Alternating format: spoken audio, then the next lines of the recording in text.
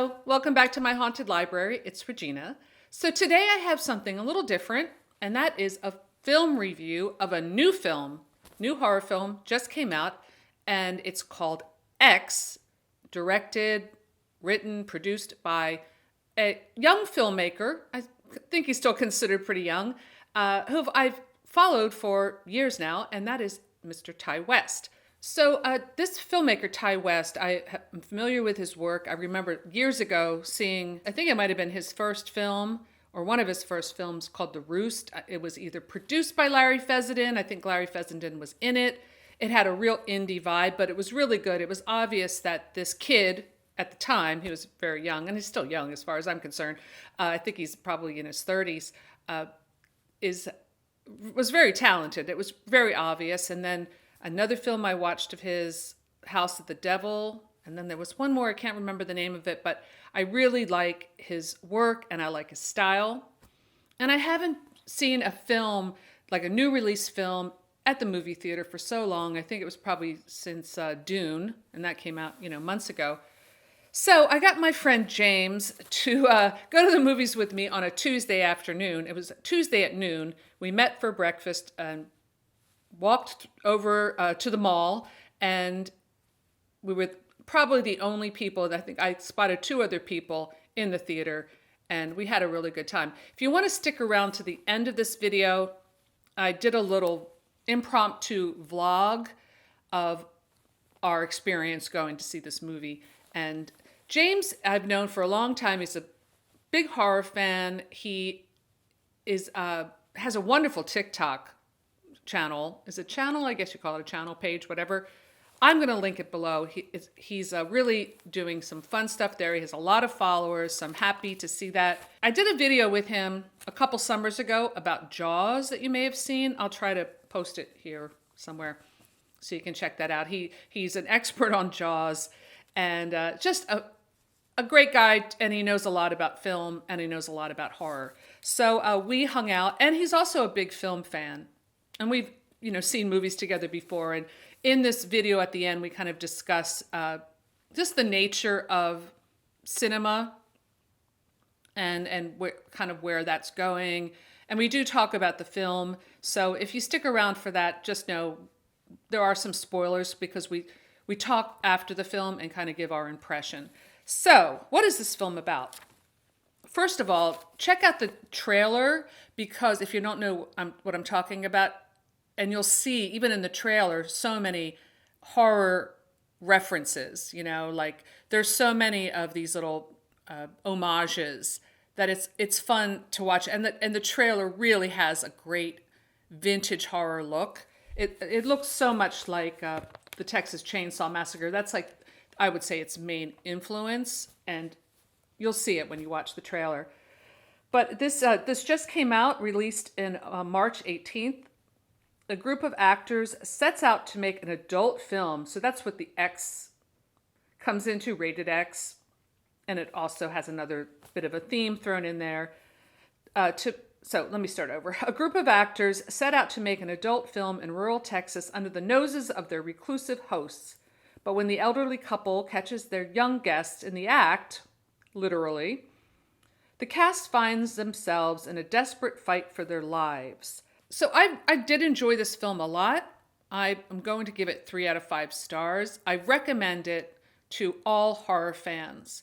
I think if you're just looking for a horror movie and you're not, or you're just looking for a movie and you don't really know the genre, or appreciate it, you might find it not offensive, just a little confusing, like what's going on a bit. But if you are a horror fan and you love, Friday the 13th, there were so many references in this film. You'll have fun with it. Overall, like I said, I enjoyed it. I think my only issue with the film, and James and I discussed that, is that it wasn't that scary. It has great jump scares, great kill scenes, some surprises. And I've noticed that from Ty West's other films, and I always like that because I'm kind of on the edge of my seat because I know it's going to come.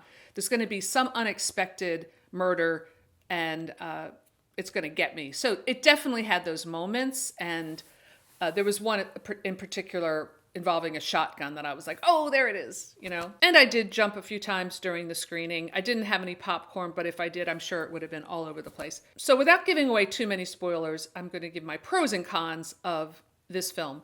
Pros. A big pro for me was just the amazing look of this film. It really got the look down 100%. The actors, especially the lead girl, I think her last name is Goth. Great last name. I don't know if she was born with that name, but you gotta love it.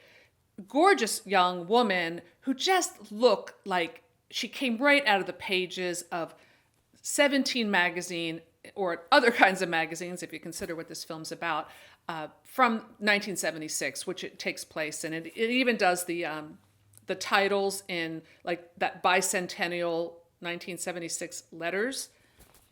The costumes, the actors, all the cast was really good. In fact, the acting in this was superb, especially for a horror film where, you know, sometimes you don't get the best acting, but especially in those old films that we love. But just the look of this film, I was just drinking it up, you know, drinking it up. The soundtrack, it has great, you know, during one scene where, you know, someone's going to die, but you don't know how, you know, Don't Fear the Reaper kicks in. And just great moments like that. Really loved it. Loved the setting. It takes place in this, I think they leave Texas in this like very industrial looking landscape and road trip straight out of Texas Chainsaw Massacre. Even the van and everything had that look. The way that people are sitting in the back of the van, it was, you know, so many references. And I forget, where are they going? Up? Traveling north? Traveling west? I don't really remember, sorry. But they end up renting a small guest house on a farm. And they decide they're going to shoot their X-rated movie there and make all kinds of money. So I guess the leader of the group is this man who seems a little older than the rest, perhaps, and his girlfriend, who is an exotic dancer. So this guy is her boyfriend. He is I guess he owns the club or something. He's going to make her, you know, a big star. They're going to go to Hollywood, and she's going to be, you know, a big porn star, I guess, is her ambition. So pros, definitely the look of the film, the soundtrack, the kill scenes, the jump scares, the acting, all great. The script wasn't bad, but it also kind of fell a little short. The script really attempts to bring in some deeper themes, which were great, like the themes of aging and how we think of old people as, you know, repulsive, and juxtaposing that with this nubile young flesh of these porn people. You know, these people are making this X-rated movie, especially the young women. And they have this man, I forget the character's name, but he is a former Vietnam vet who is the stud in the film, I guess you could say. And he was great. His acting, I thought, was really good. And it was good. It has it's kind of funny. Like, it has some funny lines, and it's one of those types of films. It's more like a fun horror. The big con for me is that I didn't find it frightening at all. Except for the jumps, I felt like it didn't really build suspense. Not because of the filmmaking or the shots or the editing or the music or the soundtrack. All of that was there. It's because the villains, maybe because they're so old, they just felt like you could kick them and they'd fall over, you know. Oh my God. I mean, there's this one scene, now this is a spoiler.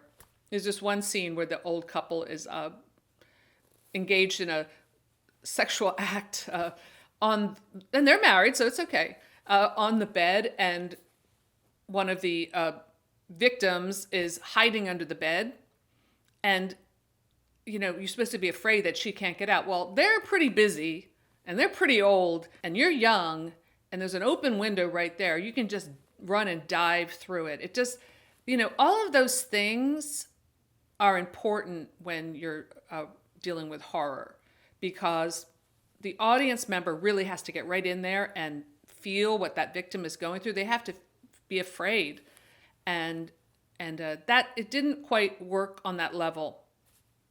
That was like the big con for me. I mean, but maybe I just don't scare easily now, and I think that a lot of people are kind of in that place where it's like, oh, especially horror fans, I've seen it all, I'm not going to be afraid. The only filmmaker who's managed to really scare me is, and I forget the name, I'll put it here, the director of Midsommar and Hereditary. Those movies scared the hell out of me. So if you want to see more, stick around to the end here and watch the vlog. But like I said, there are spoilers. So let me know in the comments below if you've seen this movie X and what you thought of it, if you did see it or if you plan to see it. I would love to hear your thoughts. So that's all I have for today. Thanks for stopping by my haunted library, and I'll see you soon. Bye. Hi, James. Hello.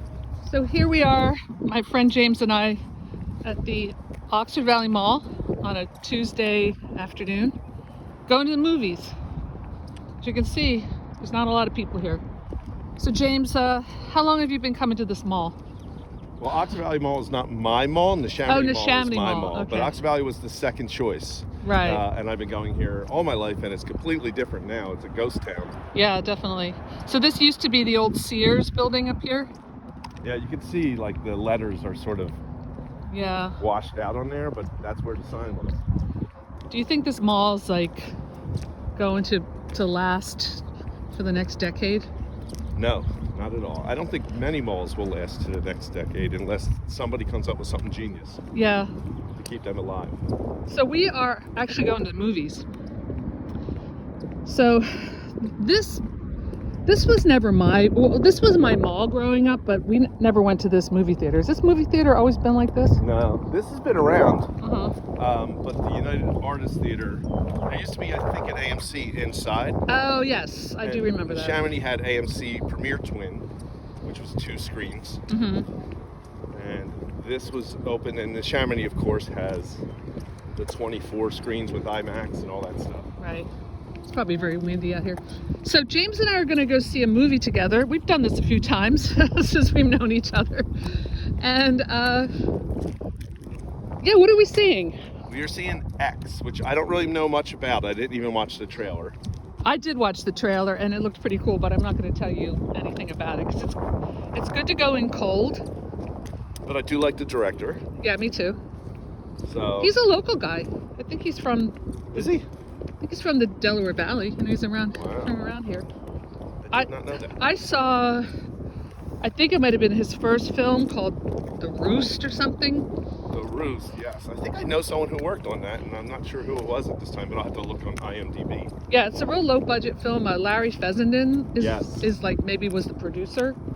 So he's from an indie background. He did House of the Devil. Yes. Which I really love. I love that one too. It's a good eye. Yeah, very good. Good style. Yeah. So we're going in cold, and then when we come out, we'll give our opinions of the film. Okay. All right.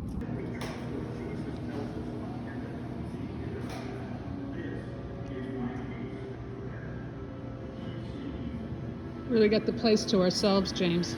Yeah. Well, that's why it's best to come weekdays. I know. So is that the small drink? No, this is medium. God, if I had a large. I know. I always try to order the child's popcorn and I get a dirty look. So here we are. It's very empty, but of course it is a Tuesday at noon. So I remember once you saying to me, James, that the movie theater was your church. That's true, I did. So how do you feel about your church these days? I think COVID really changed the movie-going world. Like, I don't think there's any going back at this point. To me, I still like going to it, and I feel more comfortable now that, I'm vaccinated and it's been, the numbers are down. But that world we lived in where we would go and see movies changed to the point where now the same day you can watch this at home. Right, sure. Depending on the movie, I will choose home. Me too. Like I was saying before, I went to see Dune. Like I'll go see an event movie. Yeah. However, let me ask you this. Yeah. Event movie, when you say that, what is that? Because you and I talked about this before, that a blockbuster in the 70s was Jaws. But Right. now Jaws would be more of a character study film. An art film. Yeah, it'd be an art film. And the event movies today are superhero movies. And Dune is, but Yeah. you would not go see. But I don't watch superhero movies. Right, but those are the event films. What Yeah, would be okay, an yeah. event film besides Dune? What do you think that is? That's a good question.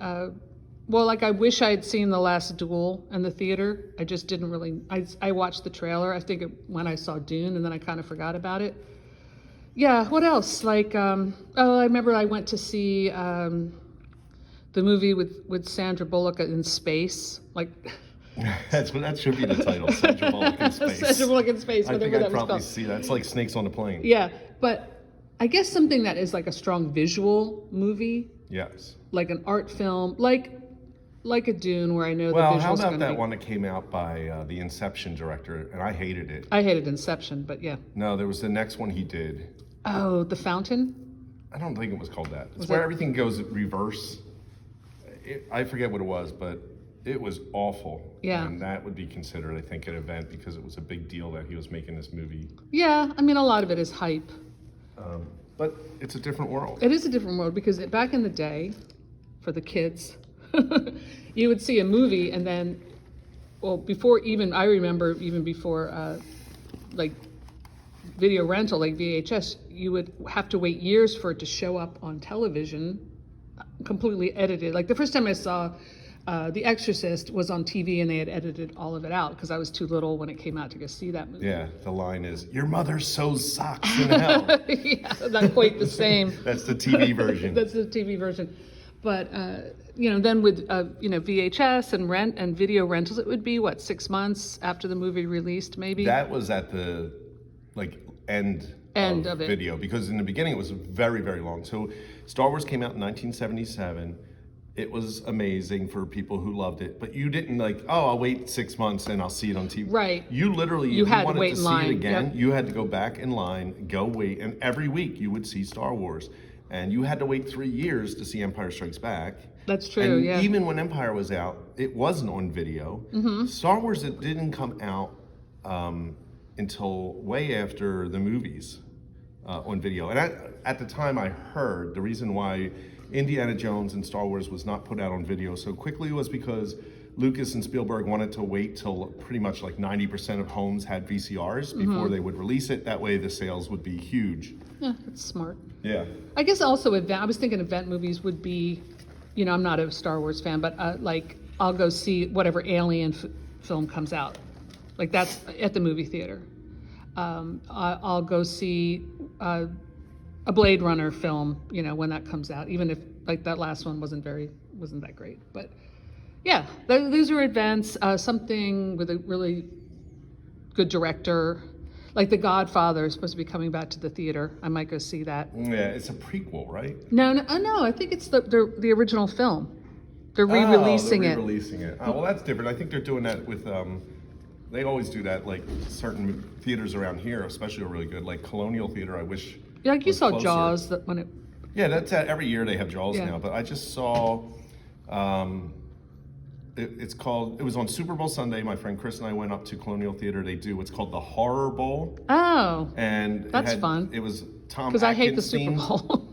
Yeah, so that's why we went, because Uh-huh. we hate the Super Bowl, and it was this is something you can do instead.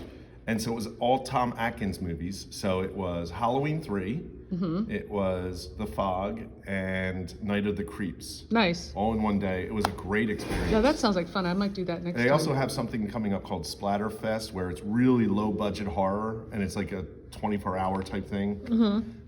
Yeah, seeing stuff with a group of people, although, audiences can be annoying with cell phones and everything, there is something about the excitement of seeing a movie. Like when I first saw Jaws, I don't know, I was maybe 13, and it was down the shore. I was there with my cousins, and it was I just remember feeling the excitement of seeing that movie in the movie theater at the shore. It just added a lot to it. Yeah. Did you go in the water after you watched it? Yeah, I did, but it was definitely like it added a certain Yeah. fear factor. Wow. So going back to what you just said about audiences in the theater, so there's two different audiences. There's the mainstream audience, which is awful now. Yeah. If you go see a movie and people have their cell phones and they're talking, but at events like at the Colonial Theater, when it is, we're watching The Fog and Three, these are people who are hardcore film lovers that respect it as well. And every time I go to one of those events, it's silence. Yeah. And it's shared laughter. That's and nice. It's shared excitement and applause. Like when Tom Atkins' name came up on the screen, everybody's clapping and cheering. So I think I went to see Jaws with you and Chris at the county. Didn't we do that? the county. So I think the county's like that too. Yeah, the county. Newtown, I wish would get more like that, but they're not there yet.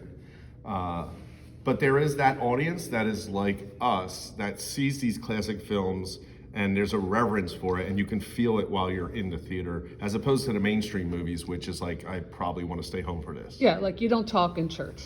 Yeah.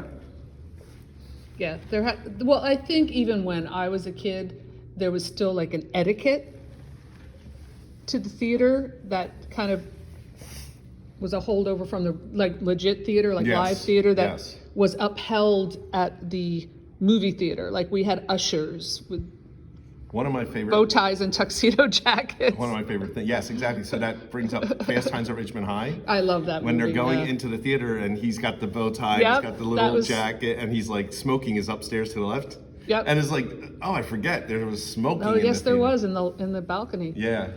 But yeah, that reminds me of that movie when you said that. So it's nice to know that it's still here, but like looking around at this emptiness, I kind of feel like maybe, it won't be here in 10 years, or it will have a different flavor. I don't think this is a fair assessment. I think if you come here on a Friday night, it would be a little bit more, but it's definitely not. Not what it I used have to be. not, since COVID hit, I have never been to a theater that's been packed, and I've been on like movies that you would think would be packed. Yeah. Like I went and saw The Batman, and it was really not, it wasn't crazy crowded at all. There was always plenty of seats. It's done. Like people are going to be, people realize that they can watch these at home. And the movie industry doesn't know what to do with it as far as I'm concerned. I Yeah. think they're scared because they're not making money the Sure. way they How used to. could they? I mean, I don't know how they make money when it's the same day on HBO. Yeah. Yeah. Okay. Well, thanks. Some thoughts about that. We're waiting for a movie, and we'll come back and check in. Yep. That's what time it is.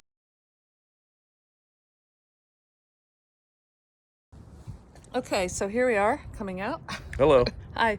So, first impressions? No, like I said, it's a commentary on aging and sex and beauty, and I think it did that well. Yeah, me too. And I think I could understand the bad people, if you want to call it that,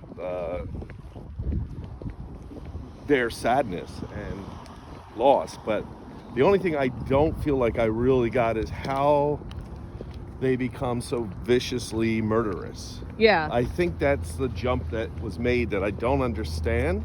I did enjoy the gore and the kill scenes and all that. Yeah.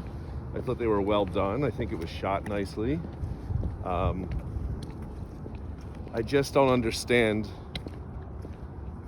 the reason why they go so over the top with the killing. Yeah. The characters, I don't get why they're like that. Yeah, like I wonder, well, first of all, I thought like production design and everything, the whole Texas Chainsaw Massacre homage was just dead on. Yes. The look, I loved the look of the characters. They looked like real 70s, especially the lead girl. Yeah. She looked like a girl from the 70s. From the 70s. I mean, just, whether a movie or just a girl you'd see at the roller rink, So Yes. I love that about it. I think, and I like the kill scenes. I thought, and I jumped a few times. I jumped. Mm-hmm. I don't really, it wasn't scary to me though. And I don't know if that's just me. No, I don't think it was scary, and I think that's mostly because they humanized. Yeah, it's too much. Those old people. You're almost rooting for them. Not There quite. Yeah, as far as homages, definitely like you said, chainsaw, especially with the van in the beginning Yes, and the way it was definitely. shot, the old way they made the old people look. Then there's I would say Jaws, Yeah. or you could really go Alligator, I guess maybe. But it was definitely that was a really fun moment. Then there is The Shining when the axe through the door. Okay. Yeah. Yes. I mean, that scene, I'm like, why aren't you Yes. knocking out the other The panel? other panel, you idiot? exactly. But that was the reason. But no, yeah, that makes sense. So that I definitely enjoyed that. Right. It's a treat for horror fans. I will say that. But I would say the majority of it is not horror. It's a slow burn. Yeah, I mean, once they get to the killings, then okay, it's all of a sudden a Friday the 13th movie, and I think his movies are like that though. The pacing they're kind of a slow burn, and then you get into the roller coaster ride. So I kind of was expecting that, but you did get to know the characters. Yeah, like I guess the question is, do you need to know the killer's motivations? Like Texas Chainsaw Massacre, that's just such a brief. I mean, the characterization's there, but you don't really know. Yeah, not until like later. Not until you get into like sequels and stuff. Yeah. Like you don't know what happened to Leatherface. And well, I think that's and I'm guessing the old woman. She was a star. She wanted to be a star. Yeah, but was she a porn star? Or a cabaret dancer. She was. I know she was a dancer. I couldn't get like why. I mean, that's what I'm saying. I understand where I'm old now and I don't feel sexy or wanted or loved. Yeah. And I totally think that was unique to this film, and I thought that was good. It was unique. However, I think the horror would have been different if they, like, I guess the guy in the basement was tied up and maybe used as a sex toy. Yeah, at first I thought that was AJ and that they had yes, moved who him. I thought it was too, until she was screaming for him. Right, yeah. But I think that would have been a more frightening thing if they were using them. Yes. You know? I mean, it kind of hints at that when she crawls into bed with the girl, but... Yeah, but, like, that's the more terrifying parts. Yes. Then, like, why... Like, to me, the idea that there's a pitchfork designed exclusively for these 3 holes in the side of a barn to poke someone's eyes out and you're waiting there, like... You know, that's just way too, like, contrived, a little too sad. Yeah, I mean, it kind of skirted that, like, horror fans' expectations and maybe trying to deliver something new. I mean, I still liked it. I'm being critical just because, I'm discussing it, but I'm glad I saw it. I would recommend it. Yeah, I liked it. I think... It didn't scare me, though. No, but, I mean, it takes a lot to scare me. Okay. I enjoyed it. I'm glad I saw it. I just feel like there's a sort of the movie at it didn't feel like one film. It felt like it couldn't decide what it wanted to be. Mm-hmm. Once it gets like going, it's all of a sudden like a Friday the 13th. Yeah. And I feel like it was like it was a slasher film, basically. Yeah, it became that, but it was higher than that prior to it. I see yes, I get what you're saying. Like it really was doing something. It set up a higher expectation. Yeah, and then it's just like, all right, here we are. Let's kill these kids. And it's like, why? Like you could have captured them and used them for whatever you wanted, and like made their own movie or something. Or just, I mean, just imprison them or something, Yeah. One of them or something. Like, she was obsessed with that girl, and I think if that would have taken the place where she captures that girl and maybe puts her down in the basement, and the rest of them are trying to find her, and that's why they're getting killed. Yeah. Because she wanted her time with that girl. That made a little more sense. What it does well is it basically says, we as a society think aging and old is horrific, and it isn't beautiful, and it isn't something we should love, embrace and love. Yeah, and so you could take all the gore out and you'd still have those horrifying moments, because that's the stuff that's really horrifying, like when you see this aging person naked, like it's like, or when she grabs the girl's or when she's touching flesh. the girl, and it's like, this is where we will all end up. And yet it is the scariest thing is that that's where we will be. And I think it did that really well of saying we don't see anybody over a certain age as important or worthy of love or sex or romance. Good point. As someone who's getting up there, I can relate. That's sad, and that's why I think that the character was, you could relate to her, you could feel sad for her, and I think that's where it really became like a film and not just a slasher. So you have a slasher inside of this really interesting social commentary on aging and love and sex. Yeah, I agree. And for whether that's going to drive you to slashing people up, I don't know about that. Yeah, and I think it could have been a little more specific. Like, was she drinking their blood to get like her rejuvenation? Well, see, that's another thing. Like, I was wondering if that was going to be a plot. Where she grinding up their bones or something. Yeah, something like Elizabeth Bathory or something. Yeah. But it wasn't anything about that. No. So that part wasn't exactly clear. Like you were saying before, like, where'd the rage come from? Yeah, and the rage and the strength. I just, like I said, had they had a plan, and it was something they've been doing, because apparently they have been doing it. Yeah. Oh, that was the other reference, Psycho. The Volkswagen in the pond. I caught that one. Yes. I caught that one, yep. But I'm sure there were more little yeah homages in there, which makes it cool. Like, I could see this film being very popular with horror fans and film buffs. Well, yeah, you like it when you see a movie that the director is a fan of this stuff and can put it in there, but in a subtle way. And this movie has a drive-in movie feel, and I applaud that. And hey, look, it's nice to see an original movie that's not part of a franchise. Unless it becomes one. Unless it becomes one. Whatever the name of those old people. Oh yeah. They'll be like Halloween Mass.